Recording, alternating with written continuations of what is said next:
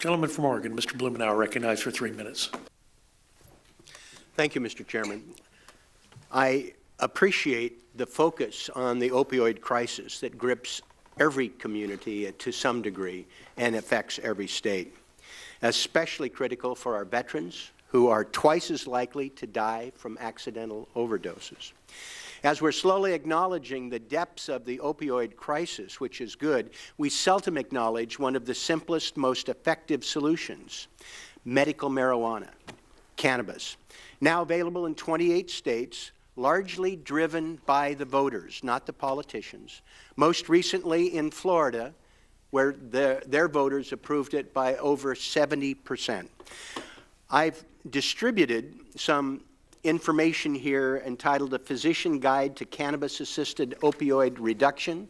On the back are the citations for each of the points that are on this chart, referencing cannabis reducing opioid overdose mortality, how cannabis reduces opioid consumption, how cannabis can prevent dose escalation and the development of opioid tolerance. Cannabis alone or in combination with opioids could be a viable first-line analgesic. Mr. Chairman, we don't talk much about this, although on the floor of the House repeatedly over the last 3 years, Congress has been moving in this direction and voted last Congress to have the Veterans Administration be able to work with veterans in states where medical marijuana is legal.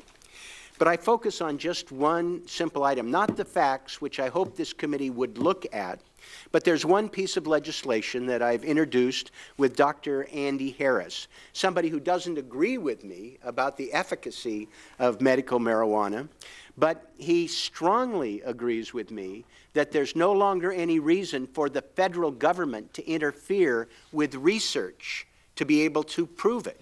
The federal government has a stranglehold on this research. We have bipartisan legislation, 3391, which would break that stranglehold and be able to have robust research to resolve these questions so there would no longer be any doubt. This is the cheapest, most effective way to be able to stop the crisis. Where people have access to medical marijuana, there are fewer overdoses, and people opt for it dealing with chronic pain. I would appreciate the subcommittee looking at this issue as your time permits. Thank you, Mr. Chairman, Ranking Member. Chair thanks the gentleman. Gentleman yields back. Chair recognizes the gentlelady from Georgia, Ms. Handel, for 3 minutes, please. Thank you, Mr. Chairman, and thank you as well for holding this hearing.